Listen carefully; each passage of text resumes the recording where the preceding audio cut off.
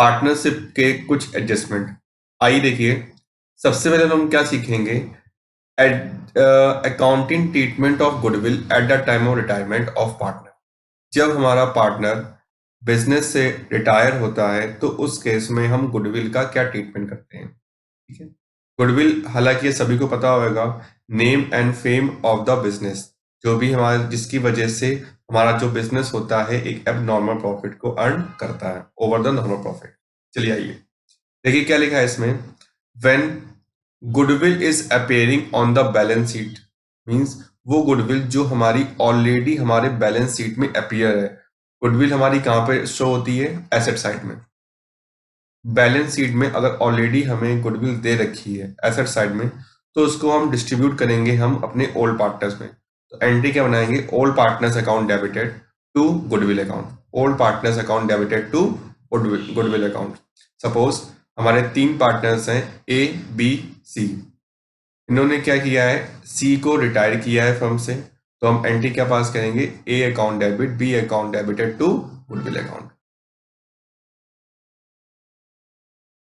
ये कौन सी गुडविल है हमारी, ये वो गुडविल है हमारी बिजनेस की जो कि हमारे एसेट साइड में मेंशन होती है। नेक्स्ट लिखा है हमारा, नेक्स्ट एडजस्टमेंट क्या है हमारी इसमें, when share of goodwill is given to retiring partner, जो भी हमारा जो गुडविल का शेयर है हमारा हम अपने रिटायरिंग पार्टनर को देंगे, तो उस केस में हम एंट्री क्या पास करेंगे, continuing partner account debited to outgoing partner.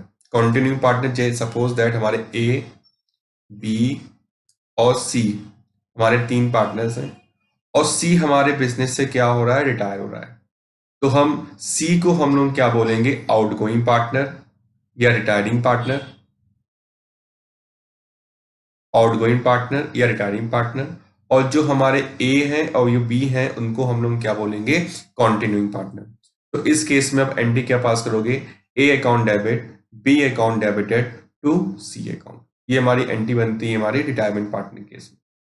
Third case हमारा क्या है, when continuing partner sacrifice with outgoing partner. ठीक है, मतलब क्या लिखा है इसमें, जो हमारा कॉन्टिन्यूइंग पार्टनर है वो क्या कर रहा है, हमारा सेक्रीफाइस कर रहा है। देखो अगर हमारा ए बी सी में, तो सी हमारे बिजनेस से जा रहा है तो जो भी सी का शेयर होगा वो हम ए और बी में बांट देंगे। ठीक है, तो किस रेशियो में बांटते हैं, इसको हम बांटते हैं हमेशा गेनिंग रेशियो में। इसको हम लोग बांटते हैं गेनिंग रेशियो में। बट कभी कभी क्या होता है, नए पार्टनर के पुराने हमारे पार्टनर के जाने की वजह से जो पुराने पार्टनर से गेन ना करके सैक्रिफाइस करते हैं, तो उस केस में हम क्या पास करेंगे, continuing partner account debited to retiring partner and to continuing partner. Means suppose that gaining ratio में क्या आया, एक का सपोज 2:1 आया, एक का आ रहा है पॉजिटिव और एक का आ रहा है नेगेटिव। जो नेगेटिव वाला है उसको हम लोग क्या करेंगे, क्रेडिट कर देंगे, और जो पॉजिटिव वाला है उसको हम लोग क्या कर देंगे, डेबिट कर देते हैं। ये हमारी केसेस थे, गुडविल के केसेस थे हमारे, जो कि हम रिटायरमेंट में करते थे। ये कुछ क्वेश्चन दिए हैं आपको इसमें, ये आपको सॉल्व करना है। नेक्स्ट आइए, accounting treatment of goodwill at the time of admission of partner. अभी तक हमने क्या देखा था, रिटायरमेंट के समय पे हम लोग क्या गुडविल का एडजस्टमेंट कर रहे थे। अब हम लोग क्या सीखेंगे कि एडमिशन के समय पे हम गुडविल का क्या एडजस्टमेंट कर रहे हैं। आइए देखिए, सेम केस क्या लिखा है इसमें।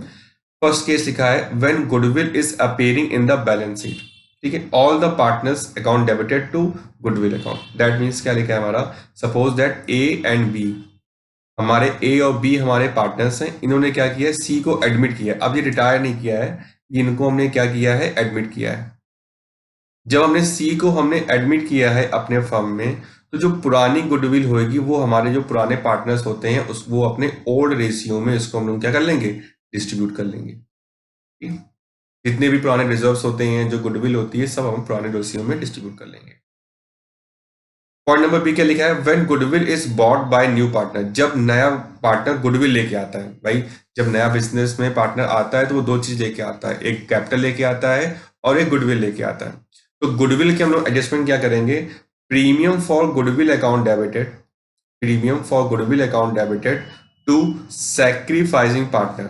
अब देखो रिटायरमेंट में क्या हुआ था, जो हमारे कंटिन्यू पार्टनर थे उन्होंने गेन किया था। अब हमारे जो पार्टनर है वो क्या करेंगे, सैक्रिफाइस करेंगे। तो हम इस जो भी गुडविल आती है उसको हम सैक्रिफाइस रेशियो में बांटेंगे।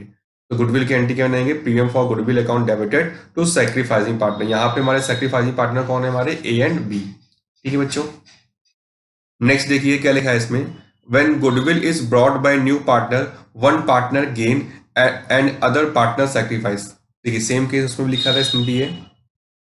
सी में क्या है, अब भाई देखो हमारे पार्टनर, जो नया पार्टनर आया है उसकी वजह से हमारे पुराने पार्टनर को सैक्रिफाइस करना चाहिए था, बट सैक्रिफाइस ना करके ये क्या कर रहे हैं, गेन कर रहे हैं। तो जो हमारा गेनिंग पार्टनर होगा उसको हम लोग क्या कर देंगे, डेबिट कर देंगे, और जो सैक्रिफाइस करेगा उसको हम क्या कर देंगे, क्रेडिट कर देंगे। तो अब एंट्री क्या पास करेंगे, premium for goodwill account debited, gaining partner account debited to sacrificing partner. Suppose A और बी में बी ने क्या किया है, आपका गेन किया है तो हम बी को डेबिट कर देंगे, और ए ने सैक्रिफाइस किया है तो ए को हम क्या कर देंगे, क्रेडिट कर देते हैं। ठीक है, ये हमारा थर्ड केस था।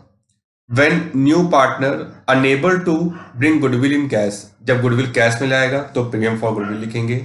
अब जब गुडविल कैश में लेके नहीं आता है तो हम नए पार्टनर का क्या करते हैं, करंट अकाउंट को डेबिट कर देते हैं। अभी नहीं लाया तो बाद में पैसा वो हम उससे चार्ज करेंगे। एंट्री क्या होगी, new partner current account debited to sacrificing partner. तो इसको हम लोग किस रेशियो में बांटेंगे, सैक्रिफाइसिंग रेशियो के बांटेंगे। तो देखिए क्या सीखा हम लोगों ने, जो भी हमारे रिटायरमेंट था, रिटायरमेंट में चलता है हमारा गेनिंग रेशियो। ठीक है, और एडमिशन के केस में हमारा क्या चलेगा, हमारा सैक्रिफाइस रेशियो। ठीक है, चलिए नेक्स्ट लिखा है हमारा थर्ड एडजस्टमेंट क्या है, हमारी distribution of reserves, distribution of reserves and accumulated profit. अब देखिए जब बिजनेस में या हमारा जो फर्म होती है वो डिसॉल्व हो रही है, या रिटायरमेंट हो रहा है, या एडजस्टमेंट हो रहा है हमारा पार्टनर में बीच में, या एडमिशन हो रहा है, कुछ भी हो रहा होता है, तो जितने भी रिजर्व्स होते हैं पुराने, उन सभी रिजर्व्स को हम लोग क्या कर देते हैं, डिस्ट्रीब्यूट कर देते हैं हमारे ओल्ड पार्टनर्स में। ओल्ड पार्टनर में हम लोग क्या करेंगे, उसको डिस्ट्रीब्यूट करेंगे, और किस रेशियो में डिस्ट्रीब्यूट करेंगे, ओल्ड रेशियो में। ठीक है, तो general reserve, profit and loss account, workman compensation account to all partners account. ठीक है, मेन पॉइंट क्या है, employ provident fund is not distributed to partner since it is a liability to business. मतलब जो भी हमारा प्रोविडेंट फंड होता है उसको हम लोग डिस्ट्रीब्यूट नहीं करते। ठीक है बच्चों, ये हमारे कुछ केसेस थे एड पार्टनरशिप को लेके। आई होप आपको ये केसेस समझ में आए हो। अगर आपको बच्चों ये केसेस समझ में आते हैं तो आप अपने दोस्तों को सब्सक्राइब भी करवाइएगा, शेयर भी करिएगा और लाइक भी करिएगा। थैंक यू बच्चों।